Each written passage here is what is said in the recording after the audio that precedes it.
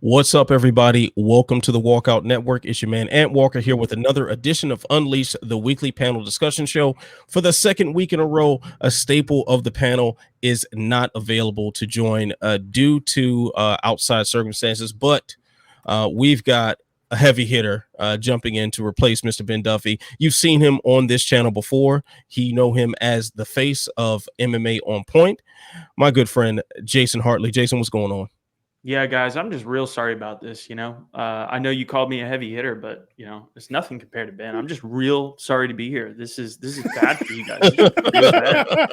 So, I'll do my best. I'll try not to put shame on, the Walker shame, I guess, And see, I was actually going to be nice to you, Jason, and not mention that you look like Matt Damon in The Departed when he met Jack Nicholson at the porno theater, but you ruined it. So now let's go ahead and introduce the anchor of the panel. Every week, he provides the stats, the facts, the figures, and the numbers. He is the associate editor of Sherdog.com. Also, my good friend, Jay Petrie. Jay, what's going on? Yeah, I missed your buddy last week. It was odd to host because I'm getting into that rhythm, and I could feel the flow state as I was about 40 minutes in. I'm like, okay, here we go. We're on the way. And I'm happy Hartley's here. I mean, it's a shame that Duffy's out.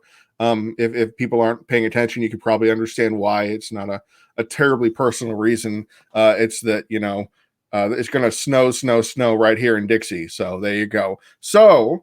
Stat of the week. Let's dive right into these fights because they were fights for worse or for worse. There were some fights that happened this weekend, and nothing to me stood out more than the number 13. And this is a lucky number, not an unlucky number, because Kamaru Usman has 13 straight wins welterweight, which, by the way, beats GSP's record for the all-time welterweight record of the most wins in a row, because GSP has a 13-fight win streak too, but he went up to middleweight to do that whole horrible thing to Michael Bisping. So Kamaru Usman has one up on GSP now in that very small regard. So how about the Usman guy? Absolutely. I mean, Kamaru Usman put on a spectacular performance, knocking out Gilbert Burns in the third round, I believe, like early on in the third round. Yep. A really exciting fight overall. So great performance by both men, actually. But your stat brings us right into the first topic today, and that first topic is Usman and his greatness. He is statistically past George St. Pierre in that regard, as far as the win streak at welterweight. Win streak overall in the UFC, I believe he's number 2 now, tied for number 2 with I think John Jones is on there. I believe GSP is also on there. So a few other notable names that are there. Khabib. Right, just absolutely legendary names are alongside Kamaru Usman now. So that begs the question: like, where do we place him among the all-time great welterweights? I had before the broad. Actually, it was the hype package, the pre-fight hype package, where Joe Rogan was talking to Daniel Cormier. We're not going to talk about that whole dynamic that I'm really disappointed about. Where Usman had a claim to be the greatest welterweight of all time, so saith Joe Rogan, before fighting Gilbert Burns. And I took a little exception to that because no chance, no possible way is he. I mean, Kamaru Usman did some spectacular things, great win streak, a couple great opponents, title defenses. He's at 3 now. He's beaten some, the best guys. I think he has wins over the number 1, number 2, number 3, number 4 welterweights right now, I believe, depending on where Leon. Actually, no, because he has the win over Edwards beforehand. And obviously that's the fight that should happen, but I don't want to get that far. But GSP is number 1. Like, my hand is now off the screen on purpose because GSP is up here. Usman, he's here. He's working hard. He's doing great things. He's got the power that we were hoping for, as he calls himself. On screen, Yeah. Okay. Well. Okay. I'm good with that. He's a problem, as he has himself described himself on the microphone, and he has that kind of mystique about him, I guess you could call it, where we look at the rest of the rankings and go, God, I don't know who's going to beat this guy. Gilbert Burns might have been the guy to dethrone him, and he had a good shot, but he didn't make it. But for me personally, I still have him at number 3 in my welterweight all-time great status because I still have Matt Hughes in that list. Now we can debate The specific wins Matt Hughes had in his first and second and third title reigns, or no, his 2 title reigns in the UFC.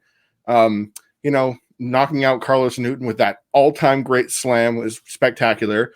Maha Sakurai, Newton again, Gil Castillo, who is a former champion, so clearly, he was an all-time great. John Shirk and Frank Trick, those are great top 10 names at the time. So we look at that from like a hindsight perspective, we go, well, he didn't beat a so-and-so kind of guy, but he tapped out GSP before GSP was GSP, so he has a lot of claims, Matt Hughes does, to being that second spot. So I still have him there, but Usman is about 2 wins away from, I think, eclipsing that. But he did, in my eyes, pass Woodley to be the firm number 3 at welterweight. Yeah. Oh, good.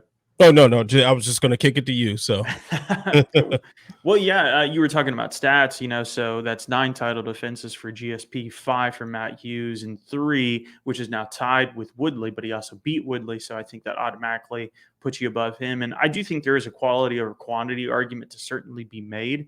But I do have to say for Matt Hughes, you think of the time that BJ Penn came up and what it represented, which is what ended the 5-fight win streak for Matt Hughes. He was seen as pretty much unbeatable. And at that time, real legacy champions in the sport didn't actually exist. He was tied with Tito Ortiz at the time. I think it was for 5 title defenses that he also had. But Tito just lost at that time. This is 2003, 2004-ish, around that time. And that's when Randy Couture came into the picture and broke up the whole, Chuck Liddell, Tito Ortiz, stalwart, not fighting type kind of deal. And so when you look at that, I do think that the quality was there for the time. And of course, you're grading on a scale. If you were to put them all in their primes up against Usman, including Woodley, even at his best, I still say Woodley, he loses, GSP loses, Matt Hughes loses. All of them lose. They all fall to Usman.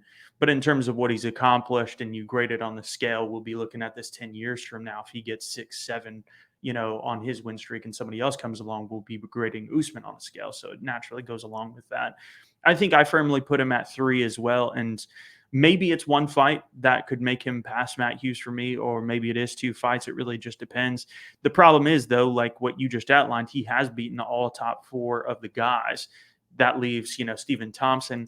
As much as I love Stephen Thompson, having a chance to work with him and how great he is and how much I like him as a human being, I don't think he has the skill set to put anything towards Usman. And it's up to him to prove to people that he can fend off that wrestling, fend off that ground game with the power. And with the composure that we just saw out of Usman to not only get rocked, but get right back on that jab. And then have Trevor Whitman in his corner say the jab is what makes you championship caliber on the feet. And then he goes out there and he follows through with it in the 2nd and 3rd round. Yeah, man. Incredible stuff. He definitely deserves to be up there. I think we just need to pump the brakes a little bit on getting on that bandwagon to say greatest of all time. I really liked something you pointed out to step on your toes, Ant. I like what you said about quality over quantity, and it makes me, maybe I'll turn this question to you, Ant. I mean, you obviously give your thoughts on 1, 2, 3, whatever. Is it just quantity at this point that Usman would need to rise up the list? Is it just a matter of notching these title defenses? Yeah, I think so. The quality of his wins says a whole lot. I mean, just like as we talked about earlier, the amount of people that he's essentially cleaned out the division with the exception of Wonder Boy already. You think about how he won the belt, the absolute destruction of Tyron Woodley, who finally, and it's such a horrible timing for Woodley because it was finally a time where it felt like the MMA culture was embracing him and recognizing his greatness and ready to recognize what he brought as far as the all-time welterweight discussions are.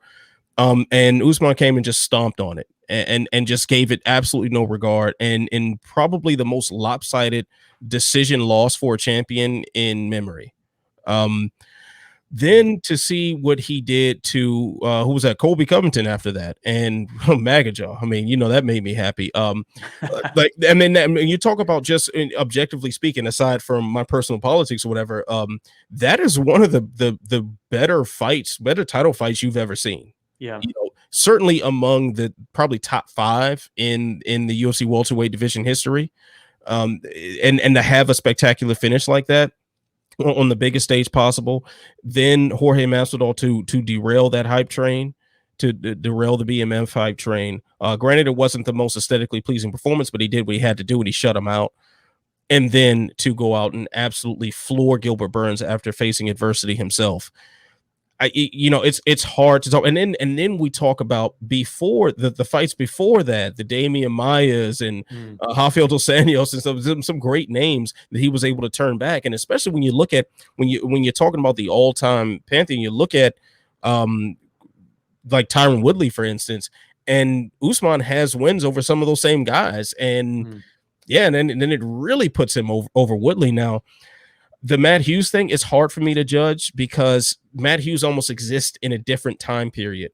GSP definitely crossed over into the modern time period. He's definitely a guy that we can think of in modern mixed martial arts. Matt Hughes is not of that ilk. Matt Hughes is certainly the old guard. And, he didn't get his first standing finish until he fought Renzo Gracie at UFC 112, which is also one of the signature one-trick ponies in MMA. So I'm inclined to put Kamaru Usman at number 2 behind GSP. And just if he does what he keeps doing, I think we can't argue against a number 1 status for him because this is a certain level of dominance beyond what we saw GSP dominate people. Yeah, I can dig that. I mean, personally, I do think it is just a matter for Usman to get a couple good wins. I mean, the opponent doesn't matter as much because let's be honest, of the top 10 fighters the UFC has at welterweight, he's beaten 6 of them already, and you don't see any of them looking like, okay, maybe it's about time to run it back besides Leon Edwards, and that's only because it was so long ago. Like I can't remember. I believe Edwards may have taken a round, but I believe Usman turned on this was before Usman was Usman, kind of like what we said earlier about before GSP was GSP with the Matt Hughes performance.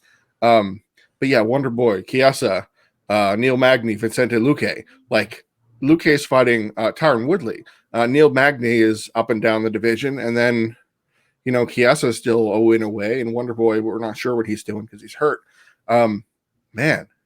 Yeah, at this point, I think it is just a matter of the UFC putting people in front of him. Like we may have like I don't want to discourage to downtrod on any fighters, but this could end up being like a Valentina Shevchenko. Okay, give him an opponent. Let's go. Whatever. They may not be ready. They may need another win. Like we love Neil Magny. He has had some excellent performances. But in my eyes, he should be a couple wins away from a title shot. But the way things are going and contenders to be built up, he might win his next fight and be there.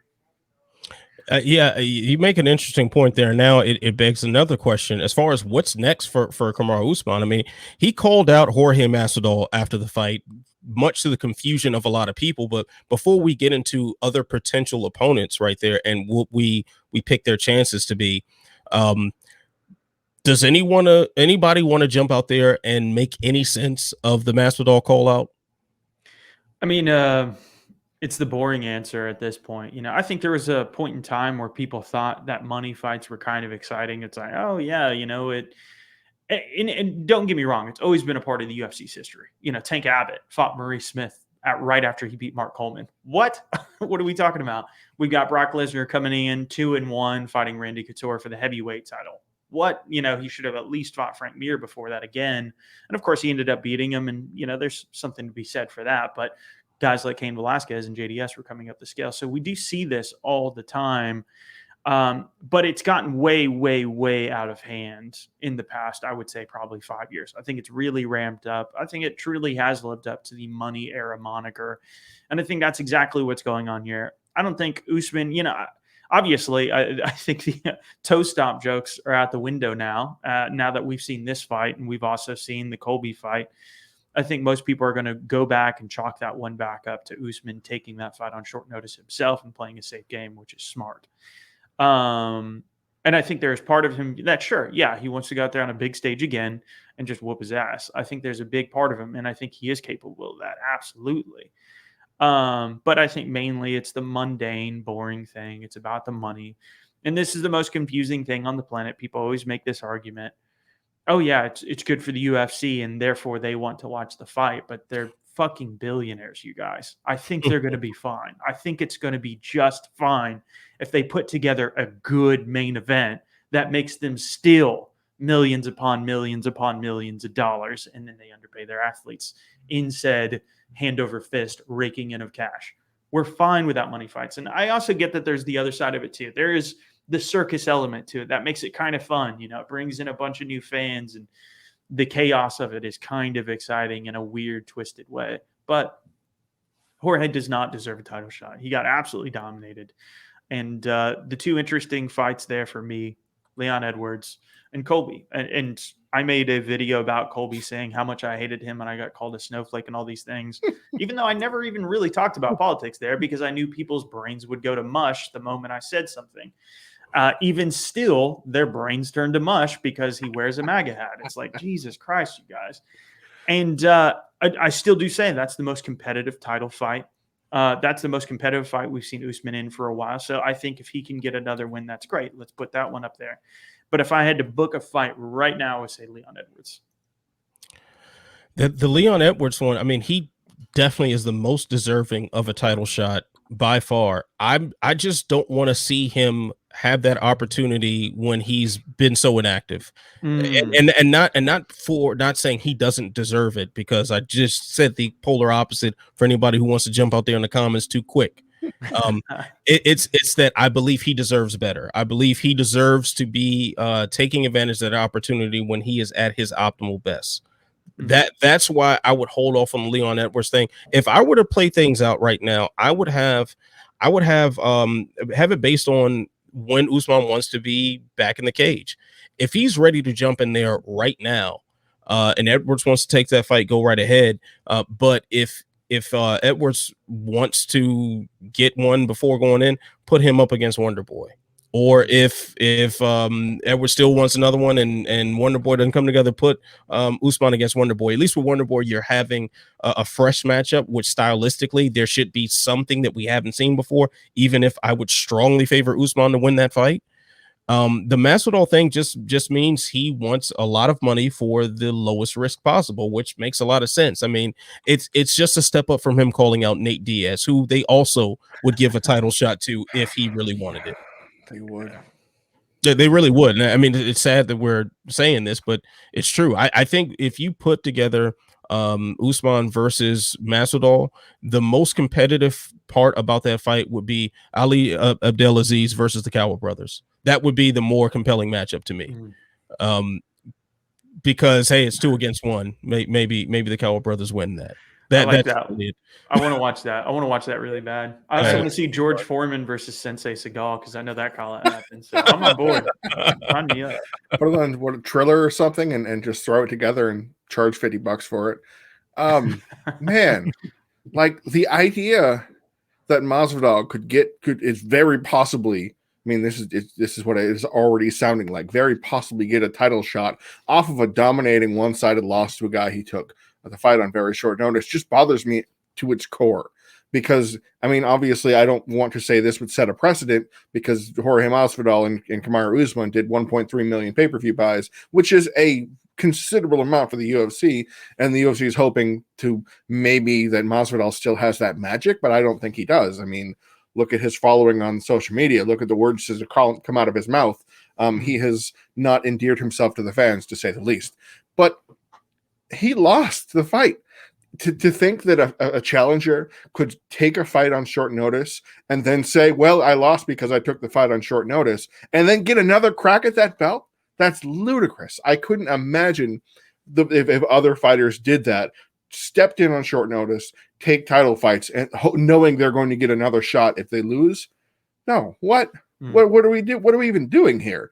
I think it has to be based on win streak and new face. It has to be Stephen Thompson, even though Stephen Thompson has 2 wins the last 2 years. It's not a huge body of work, but Vicente Luque is a perennial top 12 guy, and Jeff Neal is a burgeoning top 10 contender, and he handled them both with very impressive fashion, performance of the night, fight of the night fashion. So that kind of pizzazz could almost add to it. And again, it's a new face, and he pieced up Jorge Masvidal. this is Wonderboy Thompson. So why would you give the guy who lost badly to the other guy who's on a win streak? It wouldn't make sense. But at the same time, Leon Edwards, how can we say no? You know, he lost his big hotshot opponent that didn't deserve that fight. So Leon Edwards is looking for something to do. If they make Leon Edwards fight Colby Covington and Colby Covington wins, then I guess we're doing the Colby Kamaru thing again. And okay, that was a good fight. I enjoyed it very much, but I feel like there should be more time between this. This is what, December of 2019 is when Usman fought Covington. I mean, the UFC is really in the business of smashing together trilogies and rematches in very, very rapid succession. It's entirely possible that Max Holloway will fight Alexander Volkanovski 3 times in his 4 fights. You know, Stipe Miocic fought Daniel Cormier 3 times in a row. And I don't want that.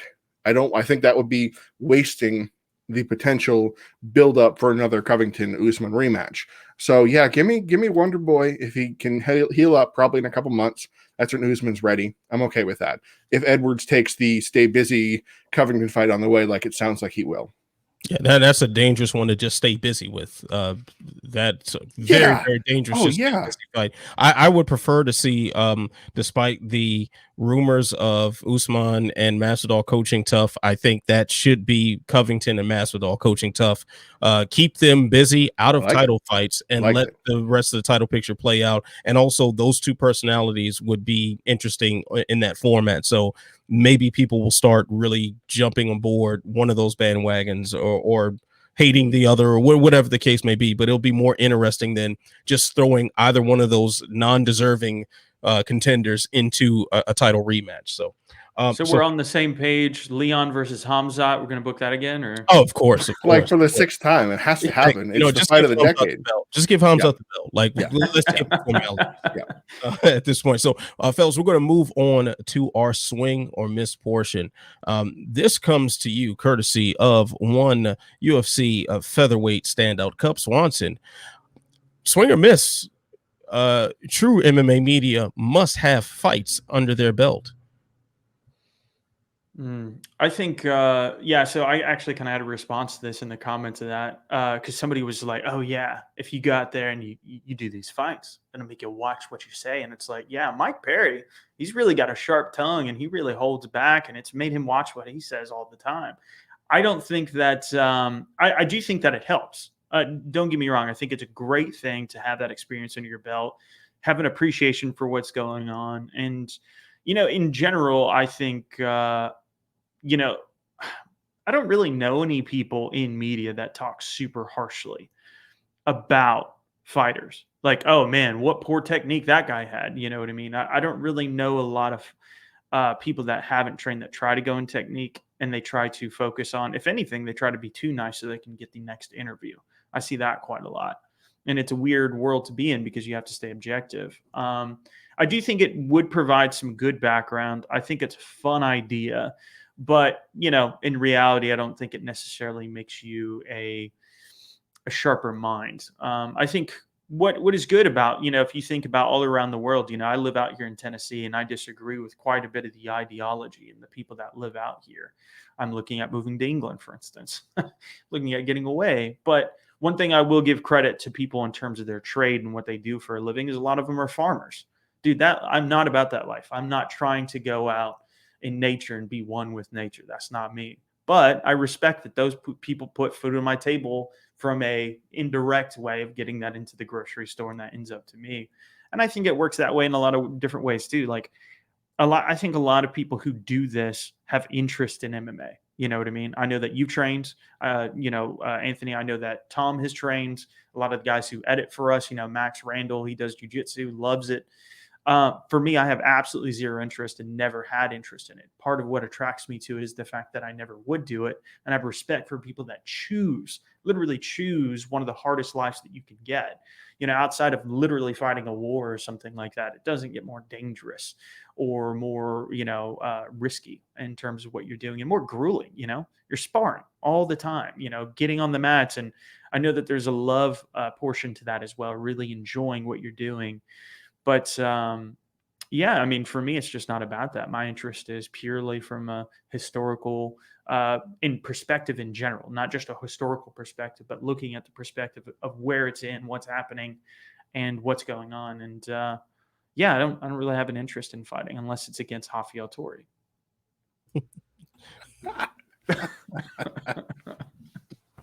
That's me.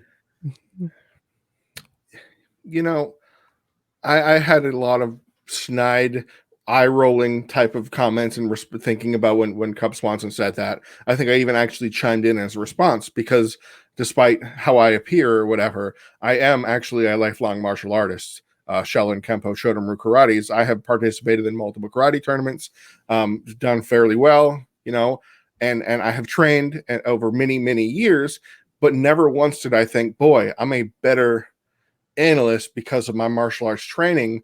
I feel like, you know, it's part of me, so I can't separate it and say this section of my martial arts training made me better. I couldn't even, it's all one and the same. But at the same time, I don't do typically that kind of discussion analysis. I am not a journalist. I will be the first person to say I'm not a journalist. I don't really look for the stories. When I cover news, I am a reporter, which is a very different type of way people do this. The way the industry works about gathering sources, getting information, working with people, that's not what I do. I'm a statistician. How would inviting brain trauma to my work help me analyze numbers better? This is data. This is information. This is not analyzing how a fighter is going to perform or whatever. I do have a column of that, and it is for betting odds, about how the betting odds value works based on the performances that I've had, and it's historical context. It's not about I believe so-and-so fighter is a better so-and-so practitioner because of this, the X's and the O's. I could do that because I have martial arts backing, but it's not my place. I don't want to do that. I don't like I think here's the differentiation. Here's the dividing line, that it felt like an all. It felt like a barrier to entry, the comment and the follow-up discussion about it. It felt like a restriction to media members have to have this kind of backing or they won't be taken seriously. Why? How many good MMA fighters or how many MMA fighters cover the sport from a media perspective? I could probably count on one hand, and they're good at what they do, but are they objectively superior to the other fighters because they have a martial arts, an MMA background, because they have a pro record? You know, I've worked with fighters, I've spoken with fighters, all these things, but does it make them any better than the people covering the sport? I don't believe it should or shouldn't. I don't think it should even be part of the equation. I think that's the question that Cub brought up. And I know Cub, didn't mean this in a hostile, right, antagonistic light, but it became that, which is the issue, is that Cub framed it. It's not a bad idea to have some of these people that analyze and break down fights should have a background in how to fight so they can break it down. That makes sense. But it turned into a hostile kind of situation. Granted, Twitter's Twitter. We know what Twitter, you can never say something kind of lighthearted and it would go well. It just doesn't work like that, which leads to fighting, which leads to Dana White saying, I stand for Cub. And it's just, this isn't a team battle. And it became kind of a place for infighting. The only net positive that came from it is the notion of MMA media members competing against one another. Yeah. If they were, this is the last thing I'll say on the matter. If there were a season of The Ultimate Fighter, a Wimster Warriors type of thing, where they gathered 32 media members from across the world, got them into shape, got them into be able to fight and compete against each other, that would do spectacularly. And it would be a blast. And I would be interested in getting back into my fighting shape to participate in that kind of thing. I signed up for that too. Tough medium. Do you want to be an F and media member? Are you kidding me? Yeah. Sign me up. I would be all in for that. 100%. The only I would just, if as long as my wife let me, that would be the only question. Of course. Because I'm all in. I love all in for that. Like I think this is. It's so funny how you mentioning Twitter on this, and this was how this started. Cub Swanson tweeting this out. But I think Twitter is an important part of this whole equation, simply because MMA Twitter is not MMA media. Yes. And I think that's what a lot of people who are replying with this vitriol of yeah, these media people don't know what they're talking about, and yeah, you can't beat Cub Swanson, so you don't know what to say. And I think this is when typically the people saying the stupid stuff online are not media members. Like, we have all covered this sport live. We have all stood in front of these fighters with a microphone asking them stuff, or called them for interviews, or just been in their proximity. It's just not intelligent to say things that you're not willing to back up.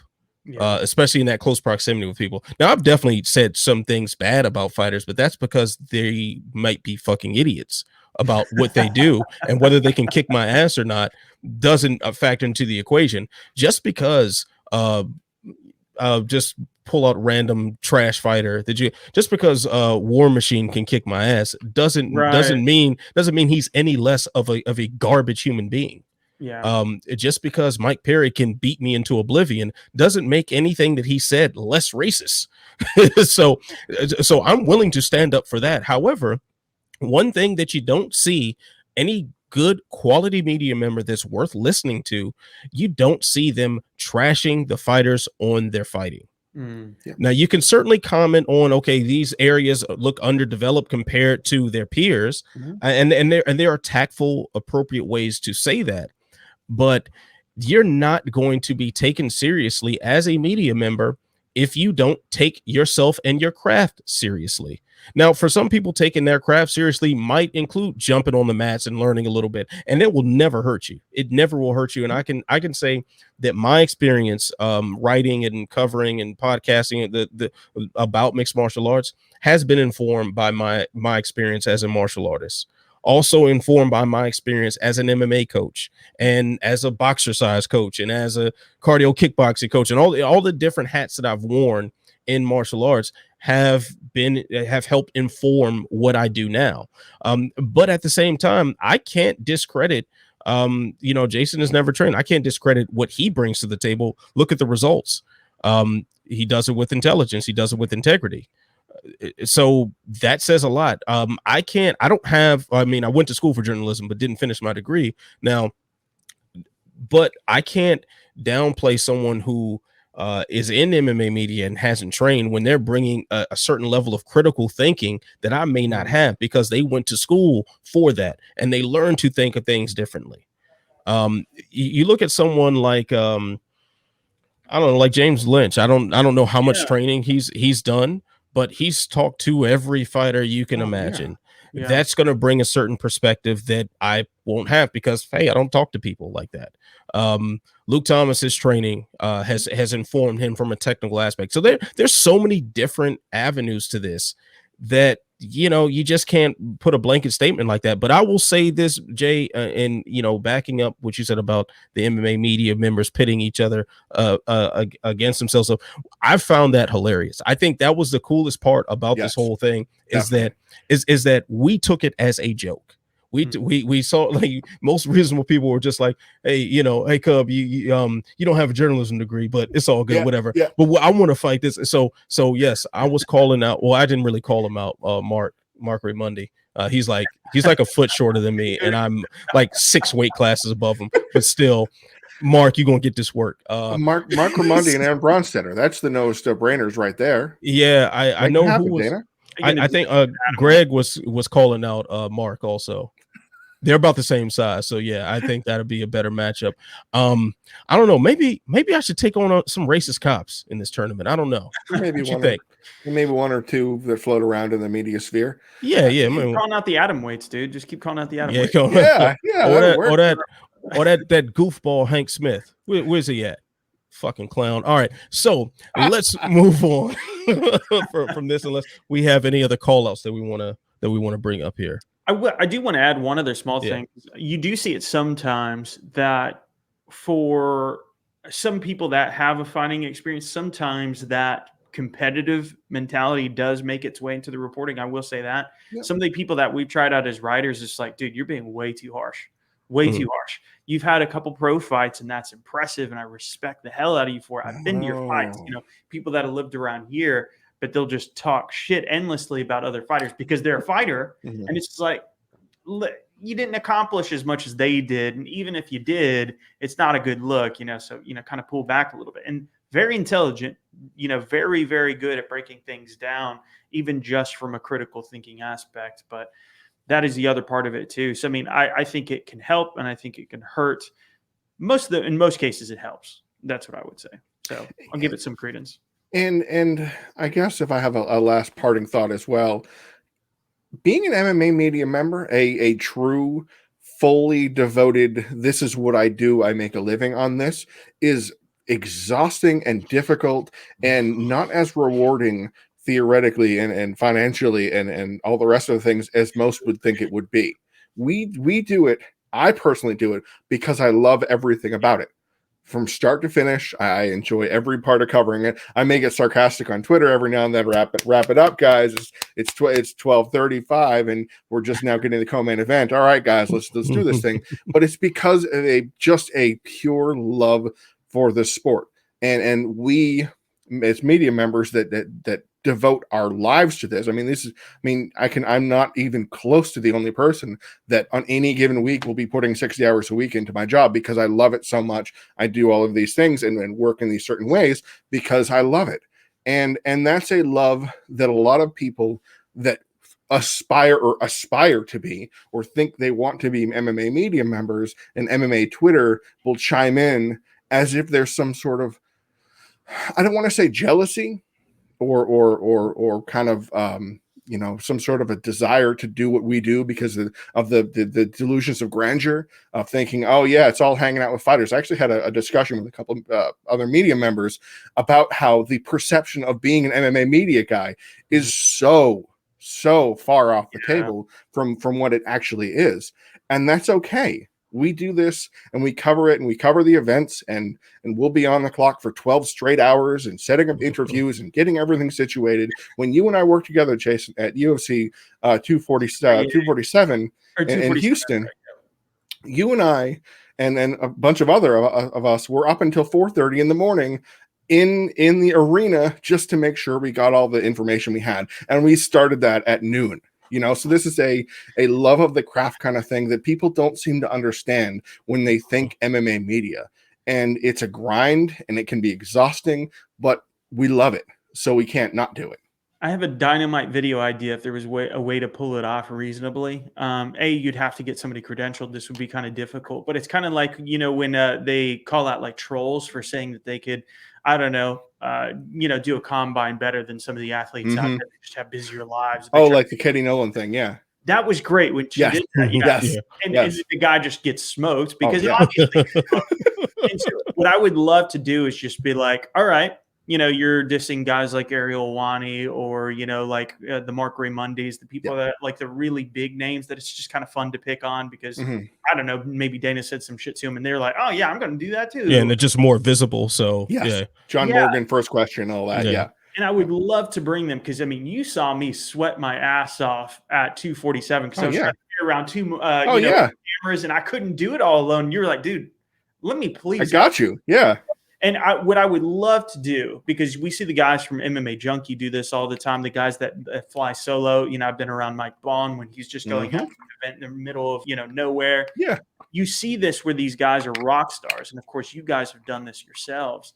I would love to do a video where we just, throw some dude through the paces. It's like, all right, dude, they're handing you the microphone. You got to ask a question that's as pressure as fucking John Jones. I chickened out, by the way. So I chickened out when they handed the mic to me. I was like, dude, I'm not ready for this. I'm just getting my bearings, man. Maybe in the next pay-per-view, I'll be good.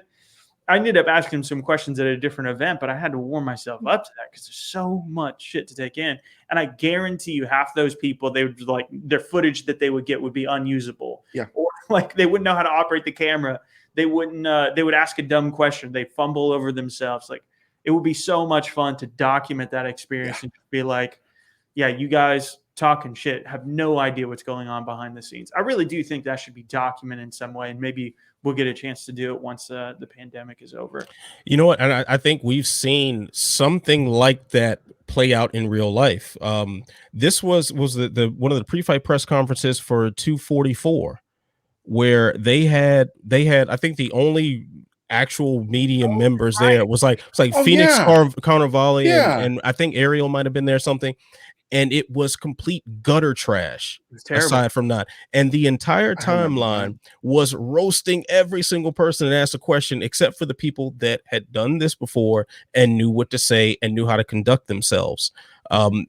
So we've seen the results when people go out there and don't know what they're doing and say stupid shit. You know, we've seen, like I've seen, and I don't want to, I'm definitely not going to use any names right here, because I no animosity or ill will toward the people I've seen do this before, but like the new people who, you know, who sound like they just want their voice to be heard, but don't really know what to say. And they're fumbling across the question, and it doesn't make any sense. And, you know, it happens because you're not experienced, because you don't know what you're doing. It's a different skill set. So same way fighting is a different skill set, reporting on it and being a journalist or being a media member, podcasting, et cetera, is a different skill set. Just within the same industry. So I definitely think that we should have that MMA media tournament, though. That would be fun. All right, fellas. So now more outside of the cage nonsense. Oh, man, if you're a big fan of The Mandalorian, well, next season's probably going to be missing one of the standout characters, Cara Dune, played by one Gina Carano, who has since lost her cushy Disney job because of some very stupid tweets, to say the least. Now, I don't necessarily want to get into the long discussion about what she said and how it's wrong, or if you disagree with it and blah, blah, blah. I want to talk more about the reactions to this, namely one Dana White, who referred to Ariel Helwani as a douche for his distaste for Carano's comments there. ESPN did issue a statement earlier today via the New York Post, I think it was, but it was about as limp dick as you could ever ask for. They just said, yeah, Ariel's a good guy. He's a valued member of the team, and his work speaks for himself, I believe, is something like that. Something like that. I mean, you know, fellas, I would feel like we would not be doing our jobs if we didn't at least go on the record with something about this absurd situation. Fellas, the floor is yours. I'm going to go straight into South Park. There's a recent episode of South Park, or a recent season actually, and it was one of the continual storylines instead of just isolated episodes, where the character Mr. Hanky, the Christmas Pooh, decided to get hopped up on Ambien and send several mean tweets and racial things. And this is obviously a rip on Roseanne Barr and that whole situation where she lost her gig and everything like that. And it came, and he was ostracized and kicked out of town. And then towards the end of the season, one of the characters came back. I think it was actually Santa Claus, who came back to say, why is he not here? And they're like, oh, we had to throw him out because he said some mean tweets. And he's like, you threw him out of the, you took his job away and his life away because he said some mean tweets. And that was the first thing I thought of. Hang on, MMA Twitter community, before you think what I'm trying to say here, because that ain't it. All right, that's it, guys. Yeah, all right, that was fun. It was good. It's like and record. Yeah. All right. Now, what she said is obviously and purely nonsense, as it has been for a while. Like, there's a difference between having a different opinion on political issues and voicing your support behind conspiracy theories about lizard people and about global pedophile rings and about flaming swords and all of the things that they're involved in that situation. That's not my cup of tea. And bringing up, how do you say it? Being treated poorly because of your political beliefs is like being a member of the Holocaust, being persecuted because of who you are. And then obviously somebody like myself with ancestry that had to deal with that. Ariel Helwani, another member of the tribe that had to deal with, the family and everything like that knows, hey, you probably shouldn't go to Holocaust. That's probably, maybe you should just pump the brakes a little bit. And then for Dana White to go, no, Dana's the bad guy. Or I'm sorry, Dana to go, Ariel's the bad guy. What? Hang on. Time out. What, and this is a question I want to pose to both of you. What was he trying to do? Gina Carano is not a UFC fighter, nor has she ever been a UFC fighter. When she fought for Strikeforce, I do not believe it was owned by Zuffa at that time. So he has no loyalty or allegiance to her in any way, other than maybe being a fan. Maybe he liked her in American Gladiators, or maybe he was a really big fan of The Mandalorian. I don't see that.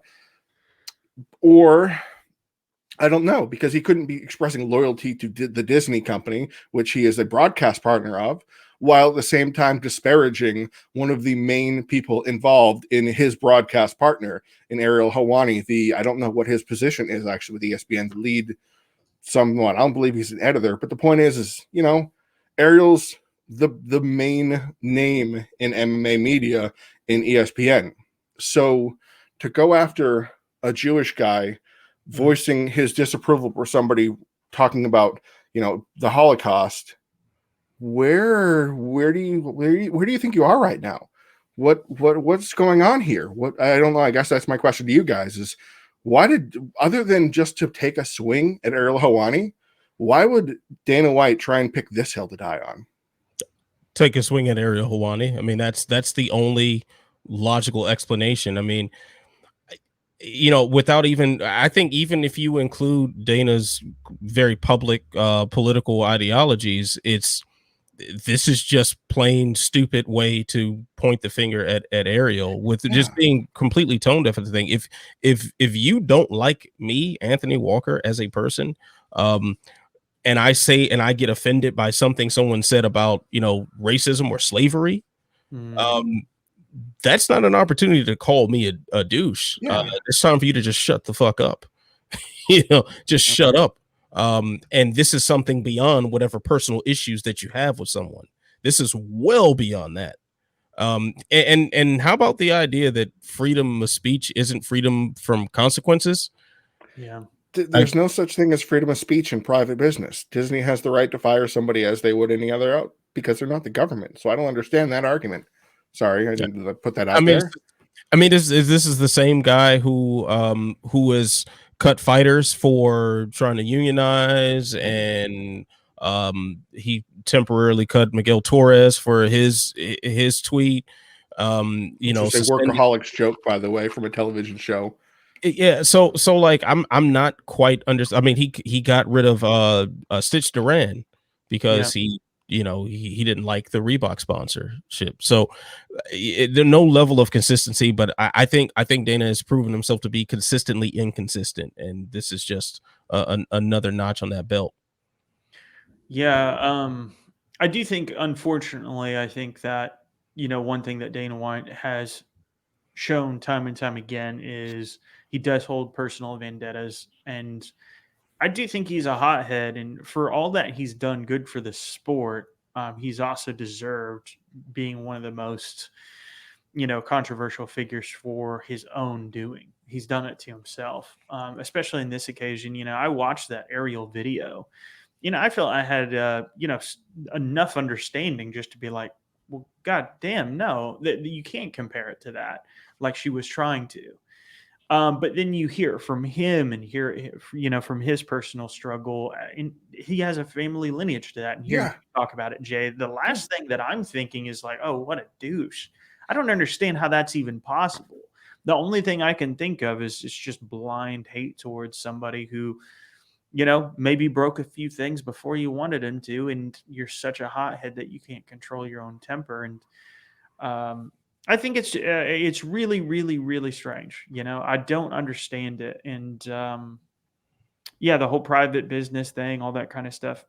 What's really difficult for me is I do live in a part of the country where a lot of people do believe these things, about private businesses and how you can't control them, and believe, horrible things about, homosexuals and what happened in Indiana with the cake being baked there. And it's like, guys, you can't tell me that you're in favor of that when you're literally discriminating somebody based on their identity solely alone, which is not protected. That is something that is explicitly not protected.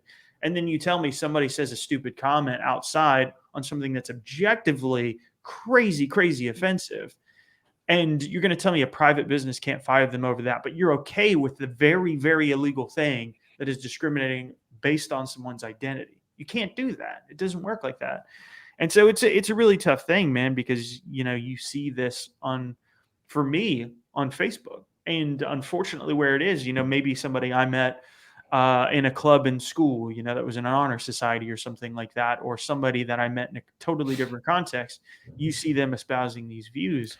What do? You just start to shut off. You just start to shut off because you try to get into the comments, they get super offended, and you go nowhere. And what do? You end up blocking each other. Yeah.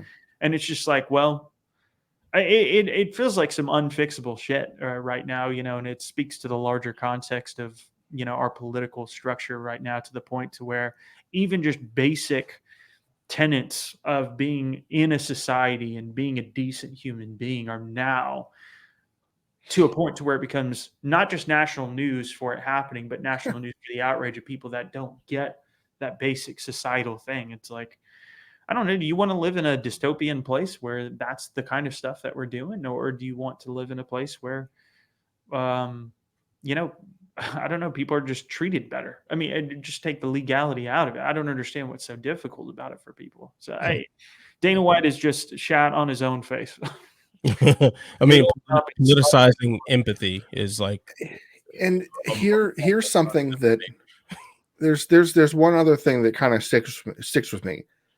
Of all the dumb things that Dana has said over the years, the horrible things he called Loretta Hunt, the grudges he's held against Josh Gross and Bloody Elbow and Industry and Sherdog for a while, and Industry, and just all the animosity and the Ariel situation, everything like that. This is, by the way, any people watching, this is not a moment of glee or hope or expectation that this happens. But this might actually be the kind of thing that can wind up to bite Dana White in voicing this, because ESPN, by and large, the company put out a statement, very weak statements in support of their employee over their broadcast partner who said something stupid. But the people involved, many major names in the ESPN broadcasting sphere, have issued full support for Ariel Helwani, which makes it so this is the kind of thing that ESPN has to take notice about. So I am wondering if this is finally the kind of thing that it makes, the ESPN says, hey guys, I understand that you have your political opinions and your voice and your this is your thing, but maybe dial it back a bit. I don't know if you noticed it, but you just dumped a bucket of gasoline on a fire. What are you doing here? Yeah. It was tone deaf, and it didn't have to happen. This was an unforced error. Like there is nothing. You didn't have to say anything. Like, I didn't personally weigh in on the story, even though I have a personal connection with my ancestry, because okay, what am I going to say? Yeah, Gina, stupid. Why put both of your feet in your mouth? What's the point? But what would I gain other than like a social currency voicing my support against her in that regard? But then to go in and actually make the situation worse and gather parts of your broadcast team against a major business partner, that's just not good business. So I'm just thinking about that. And we've seen ESPN in these odd positions before, and how they handled it. Like the way they essentially got rid of Jamel Hill and that initial suspension for the anti-Trump tweet or something that they thought would disrupt their NFL sponsorships. And so there's, so when it comes down to business, like, they're going to side with the business. I've heard things too. I'm not sure what I can't remember what was told to me off the record or not, but I believe there was at least some effort on Dana's part to get Ariel Helwani removed from his position at ESPN as a condition of the broadcast partnership. So, the way he tacked on that statement at the end, like that was like the last thing he said. He commented, "Oh, leave Gina alone," blah blah blah. And Ariel's a douche. Like, okay. Why? Just stupid on top of stupid, and very very strange to me. And I'm so sick of this shit, I swear. All right, fellas. So moving on to more fun news, I guess. Looks like Bellaforce is a real thing. Bellator is now moving to Showtime. Let's just get those initial reactions to that press conference to announce that this was a reality. Bellator now officially part of Showtime Sports.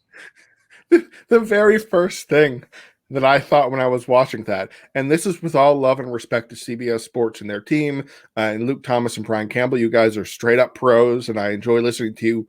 Why did they have to have an instant reaction by Luke Thomas and Brian Campbell after every small piece of news that came out?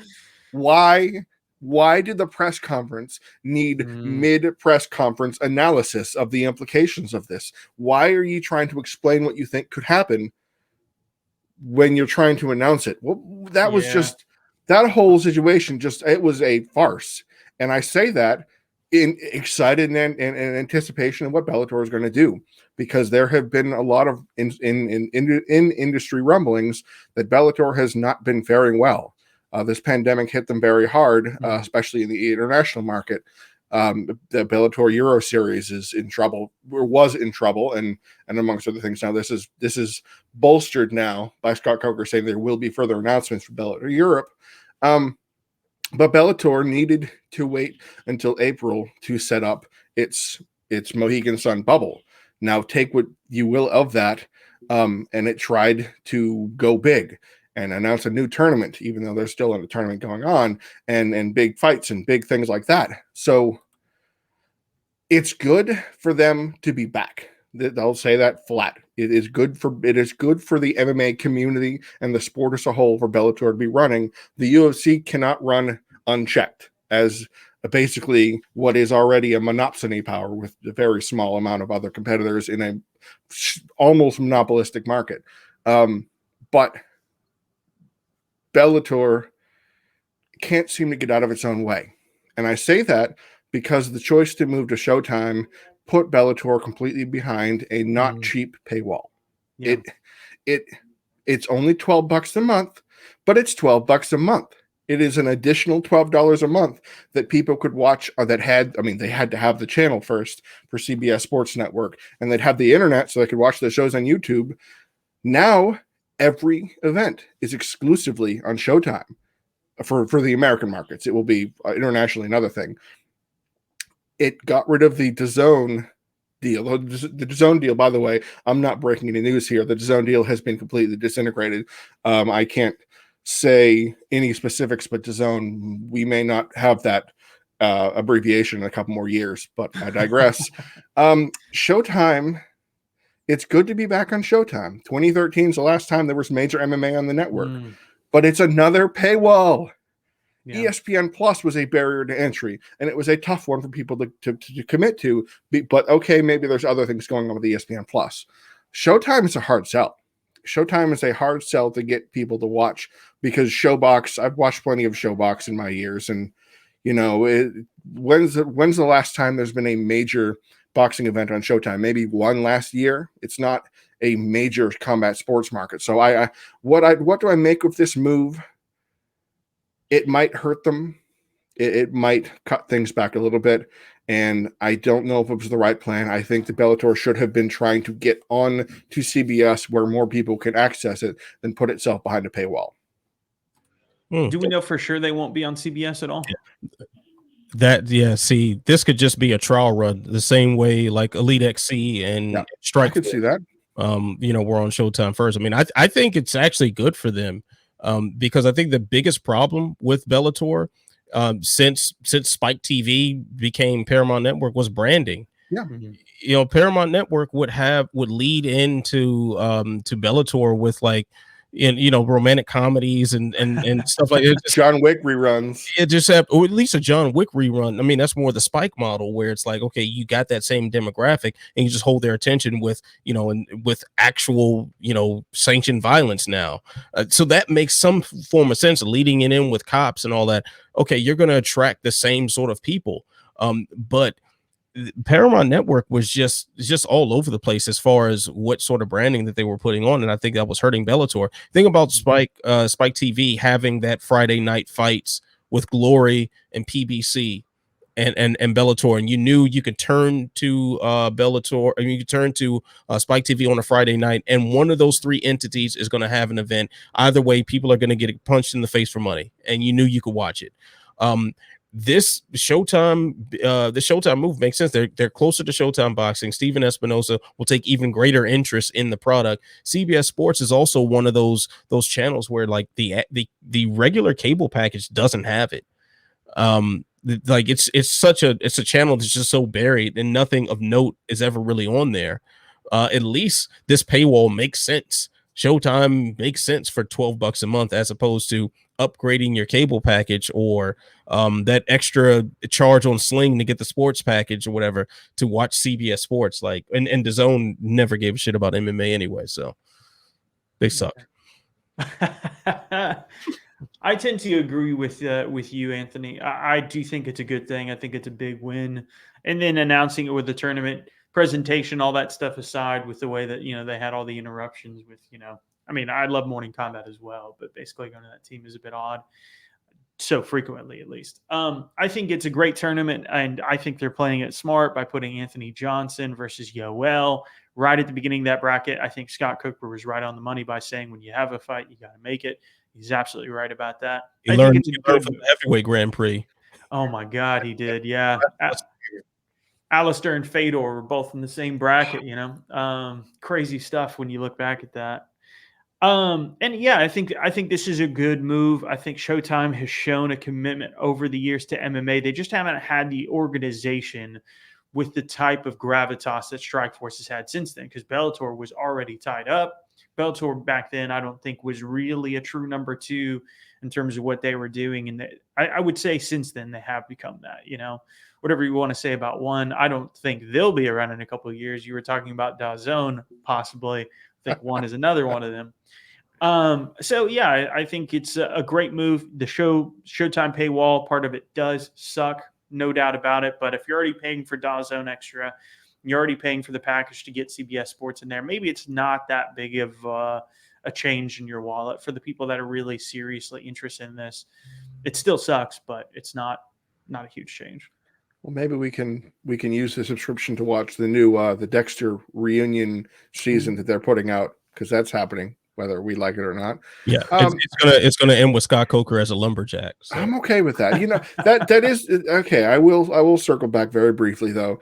At least Showtime has a past relationship with Scott Coker, so they know what they're getting into. I mean, we may joke about this being Strikeator or Bella Force, but no, really. What part is different other than Rich Chow as the matchmaker instead of, I forget who was the Strikeforce matchmaker back then? This is kind of a almost like coming home kind of situation for them. So yeah. maybe it will be positive. I just see putting everything behind a paywall in America will not work well in the early going unless, I don't know. I think there should be some sort of presence on the American terrestrial cable net or television market. I agree with that too. Yeah, makes sense. Makes sense. All right, fellas. So let's move it on to the greatest title segment in all of media. We're running a little short on time, but we're gonna blast through these last couple of things. So that topic, that segment is I'm not surprised, Mr. Falcons, and this is where we get to share something that surprised us or ironically did not over the past week. So I'll kick it to you first, Jason. What is your I'm not surprised, Mr. Falcons moment this week? Yeah, I guess to be a little boring here and go for the main event, you know, I know we could talk about Vieira and stuff like that losing, but I think it still surprised me how the Gilbert Burns Usman fight went down in terms of having such a great lead for Burns, getting that knockdown, and then just seeing the difference in composure between the two and how they reacted to their own, you know, they both had struggles in that fight, you know, when you saw what happened to Usman, he got right back on that jab, and it was like nothing happened. He was very, very, very composed. And Burns was emotional. He was starting to gas himself. And, and really for a one fight, card like it was in terms of big value, there's some great fights on that card in terms of prospects and where things are going. But I would definitely have to say that's my answer, just seeing the starkness and composure. And I guess in that regard, it didn't so much surprise me out of Usman, but it's just, I guess, more surprised me out of Gilbert Burns to just really see that depletion and kind of move away. Whereas Usman, we've seen that in the past, him stay composed. So there you go. Nice one. Jay, what is your I'm not surprised Mr. Falcons moment this week? Until about 2 minutes ago, I was originally planning on talking about Julian Marquez and the whole Miley Cyrus situation, and how he blew it, and how he should have just shaved his initial or her initials into his chest hair, and that would have been that, and whatever happened. But there's something else that I feel I need to put into the world. I need to put out there. I need to put my stamp on this, because KSW, our favorite, just on the fringes of circus, but still legitimate and has some legit guys. And oh, by the way, Jan Blachowicz is a major KSW alum. And also, I think he's the UFC champion right now. Anyway, KSW is putting on its next event in March, in Poland, obviously. And the main event, as they are so wont to do, are putting Mariusz Pudzianowski, the six-time world's strongest man, one of the strongest men in the history of record keeping. You'd be hard pressed to find somebody from like 1000 BC that could have held a candle to Mariusz Pudzianowski. He's fighting, and he has an opponent. And I am still waiting to find out if this is a heavyweight or a super heavyweight match, because Pudzianowski actually dropped down to heavyweight for most of his last fights. Even though he was a 300-pound guy, he's dropped down to 265 and actually has more than 2-minute cardio now.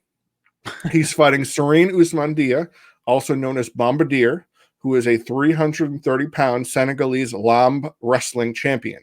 You've heard of the guy named Rugru, right? The big giant guy who just smashed people. He makes Rugru look small. Like this is a Goliath monster of a man. He's 44 years young. Pudzianowski is also the same age. I'm praying to all that is holy Pudzianowski returns to his Mexican supplement form and doesn't have to worry about any post-fight drug tests, because if you're going to go whole hog, just seriously, that's how you do it. Put a 44-year-old ultra strong man against a 44-year-old ultra strong man and see the meat hit each other and watch the cage wall strain and groan when they go into the clinch. I am all for it. Thank you, KSW. You don't let me down very often, and you didn't let me down here. Can we get Iranian Hulk versus Martin Ford and get them into a super heavyweight tournament bracket? Bare Knuckle was actually going to have them fight, and I don't know what happened there. Maybe fight circus. Please fight circus. Please fight circus. Full Metal Dojo. Watch this, and we want that fight. If you're listening, do this. We want Chris Lieben to fight two guys too. We want that fight. I'm not surprised. Mr. Falcons moment comes courtesy of Dana White and the fans. So, Khabib Nurmagomedov, in an interview with a Russian television station, pretty much said once again that he is retired. He is not motivated to come back. GSP just today released some statement, or he gave an interview to some radio station in Canada saying that he has no interest in coming back and he's not motivated and just he's enjoying retirement. Dana White, on the other hand, saying he will never leave Khabib alone and he's going to keep begging him. Let it go. And all the fans out there, let it go. Let these two men go off and mind their own businesses. We appreciate the work that they've done. We appreciate the fights that they provided us. It's over with. Khabib is retired. GSP is retired. Let it go. If it changes, cool. But let's not badger the men and force this to happen, because it ain't working. Isn't there a popular Disney song titled that? I believe that they should listen to their own advice. It ain't working. Let it go. Oh, I was like, what? A Miley Cyrus song? Probably. Yeah. Dude, I can't. I'm going to listen to Ain't Working right after this. Yeah, man. I don't know why I thought that's what it was called. I should say, though, I think a lot of that has to do with the fact that the dream is now alive of Conor McGregor getting a shot at him. Yes. Because if they're going to do Poirier, it's like, motherfucker, God damn it. I don't want that fight. No. Yeah, just leave it alone. All right, fellas. So let's move on to the speed bag here. First question, I will kick it to you, Jason, to start with. Macy Barber, will she fight for UFC gold one day? I'm actually going to say yes on that one. I don't think she necessarily looked great in this fight, but the third round was excellent for her. I thought she really came back on that one. We have 30 seconds on these now. That feels like oh, there it is. Okay. Just like so much time. I said 30 seconds? No. It says 30 seconds on the or less. Or less. Oh. Well, like no respect for the clock, both of you. Jay, you like to answer before the bell rings again? Yes, you will, but not before 3. Yeah. All right, cool. Not before 23. Oh, we screwed that one up. All right, so Jason, 10 seconds. Jay, you get to kick this one off. In light of teammates Usman and Burns squaring off, should teammates be more open to facing one another? Yeah, it was clearly. Oh, you said Jay. Sorry. He's spec the clock. Yeah, they should let them fight. All right, Jason. Sorry, I'm just gonna. Yes, they should. How about that? Fitch and cost check, make it happen. All right. Last question. I'll begin with you, Jason. Okay. Are you relieved the UFC is finally moving on from Leon Edwards versus Khamzat Chimaev? You know, actually, yes, you said Jason. Oh, you're messing with me now. There we go. Yes, I'm relieved. Although I did think it was a great fight and I was looking forward to it. But yes, burn it to the ground. I don't care about this fight in any regard. Leon Edwards deserves better. He deserves anything besides this guy who's 3-0 in his fights. All right, good. All right, so that was a pretty. That was awesome. Let's do it again. Come on, you got one more question. Let's do it. Let's see if we can burn it all down. All right, so now 30 seconds on the clock, and I'm going to answer them all in succession. Okay, the clock will start after reading the first question. Macy Barber will still fight for UFC gold one day. I'm sure flyweight is a notoriously thin division, so I'm sure she'll get an opportunity, and they're really trying to push her. So otherwise, she'll be like the MVP of the UFC and just take easy matchups. In light of Usman and Burns squaring off, I guess teammates should be more open to facing each other, at least for the belt. Teammates should be able to fight each other for the belt. Okay. And I am so relieved Edwards and Chimaev is no more. That fight is cursed, and it was stupid to begin with. So there we go. Woo. All right. Whew. Surprised we got through that feedback like that. All right. I'm not surprised, Mr. Falcons. Oh. I see what you did there. All right. Now, there is some more fights going on this Saturday. I'll make sure that I'm right here. Curtis Blades and Derek Lewis will be the headliner in UFC Vegas 19. I believe it's being dubbed. So, Jason, how many takedowns does Blades get by the end of this fight? I say it probably ends in the second, and Blades gets 1 per round. 2. I think he'll take him down. He'll struggle to get back up. Second round, he'll get Derek Lewis down again, and he'll get a finish there. Oh, all right. Are you echoing these sentiments, Jay? How do you see this one playing out? I see more than 2 because, and this is me echoing and calling on the spirit of Ben Duffy. He's not dead, but I'm calling on his spirit right now. That Derek Lewis has a way of bench pressing his opponent off of him and just sheerly exploding out of the position out of force of will or some other kind of magical horsepower with a back that's like this right now. You know, the back is just all wonky. So I can see Derek Lewis for a couple rounds just simply powering out of position. Now, this is something that I think it was actually Trevor Whitman has been really talking about this in the broadcast, that fighters have been keeping the half guard position and using heavy shoulder pressure to keep the fighter down so they can't just push off and there's no way to sweep them, instead of taking a better position like side guard or side control, or taking the full mount, or even the 3/4 position where they have that knee tucked in on the side. That half guard has been more replaced for these power wrestlers so that they can maintain this control. We actually saw that a lot the last several events. So I don't know if that's a trend or just something that we're finally picking up on. Blades is a super smart wrestler. And he can chain for takedowns like nobody's business. Derek Lewis has a 50% takedown defense rate. We're going to see him hit the ground at least 5 times before it's all over. Yeah, I think that's a fair assessment there. Well, I mean, Blades is going to land a nice amount of takedowns. It's just a matter of how long he can maintain top control. And that's going to be the key. But the crazy thing about this is like Blaze can land like 30 takedowns. He still could get knocked out in the last second. Like that's kind of the danger in this matchup. But if I'm asking who you got, I got to go Curtis Blades, and I think he gets a late stoppage. I don't see him being able. I don't see him wrestling and out positioning Lewis, and Lewis making it to the end of the fight. I don't see that happening. So unless Blades gasses out like he did against Volkov, if he gasses out that hard, he is in a lot of trouble. Lewis, even when he's gassed, can still put people out. Like Lewis can get beaten to oblivion and still touch you once and you're done. But I'll go with the smart money, and that's going to be on Blades. Yeah, I mean, I'm with that. I don't need to expound too far onto it. Curtis Blades is such a huge favorite. I think he's like a 4-1 favorite right now.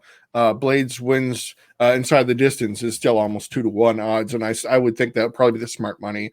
With 5 rounds to do it, like how many times have we seen Derek Lewis go 5 full rounds? Because I'm pretty sure it's 0 in the UFC.